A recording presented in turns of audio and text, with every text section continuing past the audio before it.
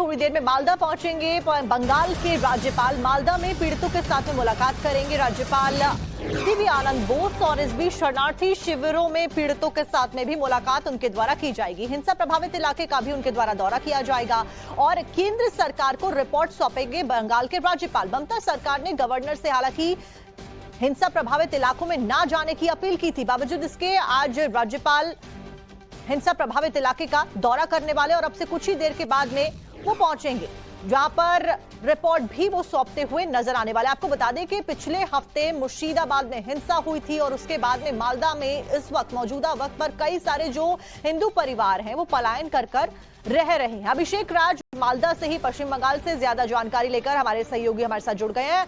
अभिषेक, फिलहाल 2:30 बजने को आए हैं, कितनी देर में राज्यपाल वहां पर पहुंचेंगे और इस सब के बीच में क्या कुछ तस्वीरें अपडेट आपके पास?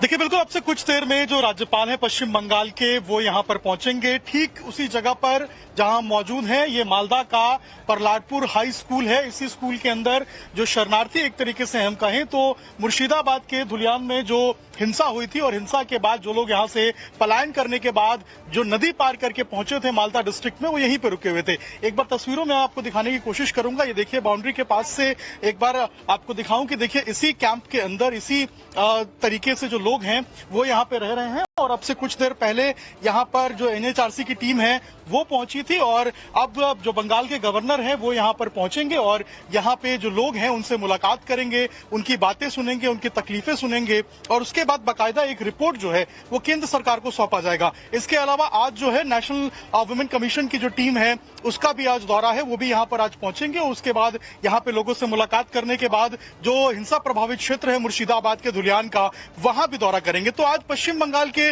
गवर्नर जो हैं जब पहुंचेंगे यहाँ पर तो उनको देखने के लिए, उनसे मिलने के लिए अंदर तो लोग मौजूद हैं, ठीक ठीक बाहर भी देखिए कितनी बड़ी संख्या में जो लोग हैं वो यहाँ पर इकट्ठा है कि गवर्नर आएंगे तो उनसे मुलाकात करेंगे, उनसे मिलेंगे, उनको देखेंगे। तो आज काफी ज्यादा जो है वो हेक्टिक माहौल रहने वाला है क्योंकि बैक टू बैक जो तीन एक तरीके से कहें तो 3 मेन विजिट होने वाला है। एनएचआरसी विजिट करके जा चुकी है, इसके बाद अब जो है एनसीडब्ल्यू और जो बंगाल के गवर्नर हैं उनका विजिट है। हिंदू रह रहे हैं, उनको काफी उम्मीदें हैं। ऐसे में राज्यपाल का दौरा कई मायनों में अहम हो जाता है, लेकिन ममता बनर्जी और उनकी पार्टी ये मानने को तैयार ही नहीं है कि वहां पर पलायन करके हिंदू परिवार रह रहे हैं। फिलहाल जिस जगह पर आप मौजूद है मालदा में, जहां पर अभी से कुछ ही देर के बाद में राज्यपाल भी पहुंचने वाले हैं, कितनी संख्या में जो हिंदू परिवार हैं इस शिविर कैंप में रह रहे हैं?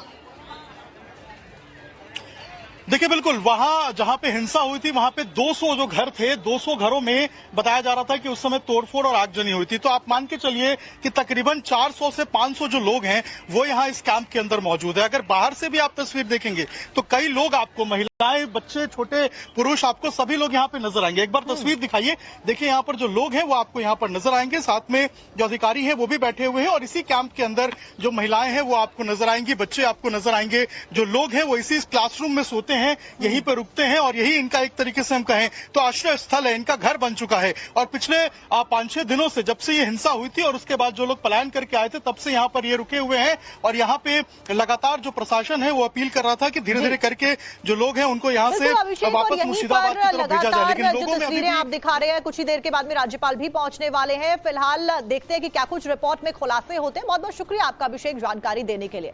तो मुर्शिदाबाद में हिंसा होती है और मुर्शिदाबाद में हुई हिंसा से जुड़ी हुई इस वक्त की एक बड़ी खबर, ममता सरकार ने कोलकाता हाईकोर्ट में पेश की है जांच रिपोर्ट। भारत के पास में रिपोर्ट की एक्सक्लूसिव कॉपी है। रिपोर्ट में हिंसा भड़काने की साजिश का भी जिक्र किया गया है। रिपोर्ट कोर्ट के द्वारा मांगी गई थी और ममता बनर्जी की सरकार के द्वारा रिपोर्ट सौंप दी गई है। पश्चिम बंगाल सरकार ने कोलकाता हाईकोर्ट में बताया है कि मुर्शिदाबाद में उन्मादी भीड़ ने हिंदुओं को टारगेट किया था। मुर्शिदाबाद में 8, 11 और 12 अप्रैल को वक्फ कानून के विरोध में जबरदस्त हिंसा हुई थी। अब इन तीनों ही दिन यानी कि 8 तारीख, 11 तारीख और 12 अप्रैल को हिंसा हुई थी। ये बात रिपोर्ट में लिखी हुई है। वो तस्वीरें भी आपने देखी होंगी, कैसे आगजनी की गई, तोड़फोड़ की गई और पुलिस कर्मियों पर जानलेवा हमला तक किया गया। और इस बीच ये बड़ी खबर हम आपको बता रहे हैं, जब मुर्शिदाबाद हिंसा से जुड़ी हुई अपडेट, हिंदू घरों के बाहर लगाए गए थे स्याही के निशान, यानी कि टारगेटेड अटैक करने के लिए स्याही के निशान पहले से ही लगा दिए गए थे। स्याही के निशान देकर उपद्रवियों ने अटैक किया। और ये लगातार टाइम्स नाउ नव भारत भी आपको दिखा रहा है कि कैसे जिन जगहों पर एक पर्टिकुलर साइंस देखे गए, पर्टिकुलर जो स्वास्थ्य के निशान थे, उनको कैसे टारगेट किया गया। एक रिपोर्ट आपको दिखाते हैं। मुर्शिदाबाद के धुलियान में जो हिंसा हुई, क्या वो हिंसा प्रायोजित थी? क्या वो हिंसा पूरे तरीके से सोची समझी साजिश के तहत किया गया था? क्या एक विशेष वर्ग को टारगेट किया गया था और उस टारगेट करने के लिए बकायदा जो है वो पहले रेकी की गई थी, निशानियां बनाई गई थी और फिर टारगेट किया गया था? ये सवाल इसलिए उठ रहे हैं क्योंकि जो चीजें देखने को मिल रही हैं, जो रिपोर्ट्स सामने आ रहे हैं, जो लोग बता रहे हैं, वो काफी हैरान करने वाले हैं। धुलियान में हम मौजूद हैं। धुलियान का ये घोषपाड़ा है, घोष मोहल्ला है। यहाँ पे अगर आप देखेंगे तो घर के बाहर जो है वो आपको ये इंक जैसे निशान नजर आएंगे। ये देखिए, यहाँ पे तमाम जो घर हैं इनके पास आपको इसी तरीके से देखिए जो इंक है वो नजर आएंगे। और ये इंक आखिर क्यों डाले गए हैं, ये एक बड़ा सवाल है। इधर भी देखिए, सामने देखिए, सामने भी आपको इंक नजर आएगा। दूसरी तरफ यहाँ भी जो है वो इंक डाला हुआ है। इस इंक के पीछे का राज क्या है, ये पुलिस जो है उसको जांच करनी चाहिए कि आखिर ये इंक क्यों डाला है।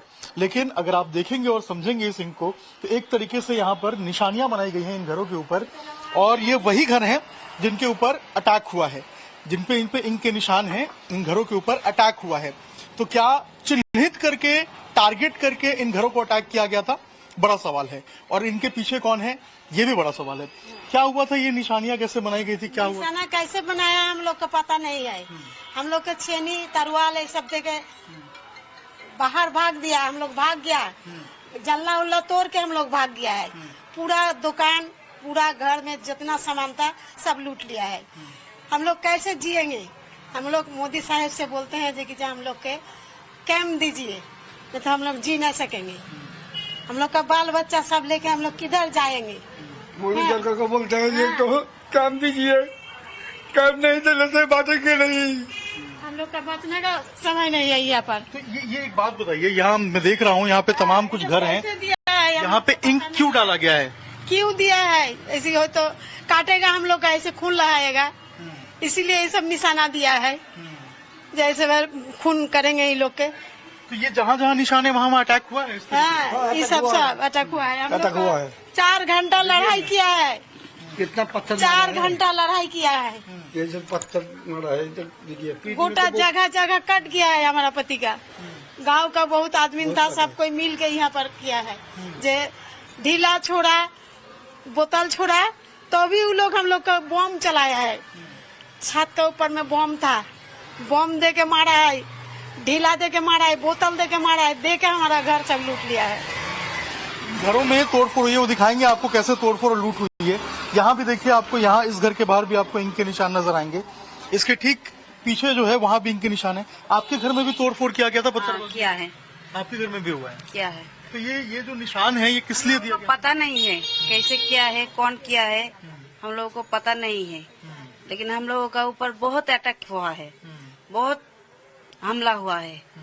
हम लोग किसी तरह अपना जान बचाया है, बचा के है हम लोग, लेकिन हम लोग सेफ्टी नहीं है। तो ये किसने निशान बनाए, ये आप लोग को जानकारी? हम लोगों को पता नहीं है कब किया है, कौन किया है, कैसे किया है। हम लोग हमला का बात देखते हैं कि हम लोगों का घर में ऐसा निशान है। ममता सरकार ने हाईकोर्ट में जो रिपोर्ट पेश की है, आखिरकार उसमें है क्या? अब वो आपको ग्राफिक्स के जरिए पूरी जानकारी देते हैं। 8 अप्रैल 2025 की तारीख सबसे पहले इस रिपोर्ट में मेंशन है, जिसमें जंगीपुरा में 8 से 10 हजार लोगों की भीड़ इकट्ठा हुई। रिपोर्ट में लिखा गया है 4000 से 5000 लोग नेशनल हाईवे पर अचानक से आ गए। पुलिस हाईवे से हटने के लिए, पुलिस ने कहा इन लोगों को, तो भीड़ बहुत ज्यादा उग्र हो गई और हिंसा करने लगी। भीड़ ने पुलिस अधिकारी से पिस्तौल छीन ली। इस रिपोर्ट में बड़ा खुलासा किया गया है सरकार के द्वारा। हमलावर भीड़ के हाथों में घातक हथियार भी मौजूद थे, यानी कि प्री प्लान थी। अब इसमें रिपोर्ट में लिखा गया कि रॉड, लाठी डंडों से पुलिस पर जानलेवा अटैक भीड़ ने किया। 8 तारीख की यह घटना। उसके बाद 11 अप्रैल की तारीख आती है 2025, जब जुमे की नमाज के बाद में हाईवे जाम करने की कोशिश भीड़ के द्वारा की जाती है। पुलिस के रोकने पर भीड़ ने जमकर पत्थरबाजी की। भीड़ ने दुकानों और मकानों को जमकर तोड़ा। इस बीच उपद्रवियों ने पहचान छिपाने के लिए सीसीटीवी कैमरास तक को तोड़ डाला, ताकि उनकी पहचान ही कोई न कर पाए। वहीं 12 अप्रैल को 2025 में ही यानी कि अभी 12 तारीख को शमशेरगंज में मस्जिद के पास में भीड़ इकट्ठा हो गई। उन्मादी भीड़ ने हिंदुओं को टारगेट करके अटैक किया। हिंदू परिवारों के घरों में तोड़फोड़ और आगजनी इस भीड़ के द्वारा की गई। पुलिस के रोकने पर भी ये लोग नहीं रुके और यहां तक कि पुलिस के ऊपर भी इस भीड़ के द्वारा अटैक कर दिया गया। सोशल मीडिया के जरिए भड़काने की कोशिश की जा रही थी। 1500 से ज्यादा सोशल मीडिया यूजर्स की लिस्ट तैयार की गई है। तो आप देखिए, बंगाल में बवाल के बीच में ये जांच रिपोर्ट सामने आई। सबके बीच में एक बड़ी अपडेट, बंगाल हिंसा को लेकर ममता सरकार पर भारतीय जनता पार्टी लगातार हमलावर है। मुस्लिम तुष्टीकरण में लगी है ममता बनर्जी की सरकार। लॉकेट चैटर्जी के द्वारा यानी कि भारतीय जनता पार्टी के द्वारा कहा गया। लॉकेट चैटर्जी ने मुख्यमंत्री ममता बनर्जी पर सवाल उठाए हैं। उन्होंने कहा कि पीड़ित हिंदू परिवारों से क्यों नहीं मिली मुख्यमंत्री ममता बनर्जी। दरअसल मुख्यमंत्री ममता बनर्जी ने बीते 2 दिन पहले मौलानाओं के साथ में मुलाकात की थी और उस बीच यही कहा जा रहा था कि जो पीड़ित वर्ग है उसके साथ में ममता बनर्जी क्यों नहीं मिल रही। बंगाल में तुष्टीकरण का राजनीति चलता है। ये पूरा प्री प्लान्ड, ऐसा जो हिंदुओं के ऊपर अटैक हुआ था प्री प्लान्ड था। सब मुसलमान वोटों को इकट्ठा करने के लिए मुसलमान लोगों को कोई भी एक शास्ति नहीं हुआ। 2 हिंदू लोग को हत्या हुआ है, लेकिन उनको शास्ति क्यों नहीं होगा। जात के ऊपर उठ के मुख्यमंत्री को विचार करना चाहिए था, लेकिन मुख्यमंत्री विचार नहीं किया। फिर सिर्फ वोट बैंक पॉलिटिक्स के लिए उन्होंने 10 लाख रुपया करके परिवार को देने के लिए बोल रहे हैं। 10 लाख रुपया में क्या उनका जीवन आ जाएगा फिर से। तो ये जो चल रहा है पश्चिम बंगाल में, जैसा बांग्लादेश का सिचुएशन हुआ था कुछ दिन पहले हम लोग जो देखे थे, ऐसा ही अभी पश्चिम बंगाल का सिचुएशन हो गया है। भारत में हिंदू 1971 में पलायन हुआ था बांग्लादेश से। अभी देख रहे हैं कि भारत में पश्चिम बंगाल ऐसा स्टेट है, वहीं पे हिंदू पलायन हो रहे हैं। ये भयानक बात है। फ्यूचर के लिए हम लोग का बहुत एक मतलब अलार्मिंग बात है। ये पूरा देश देख रहे हैं और इसका आवाज सब लोग उठाएंगे। सब हिंदू सब लोग एक साथ होंगे।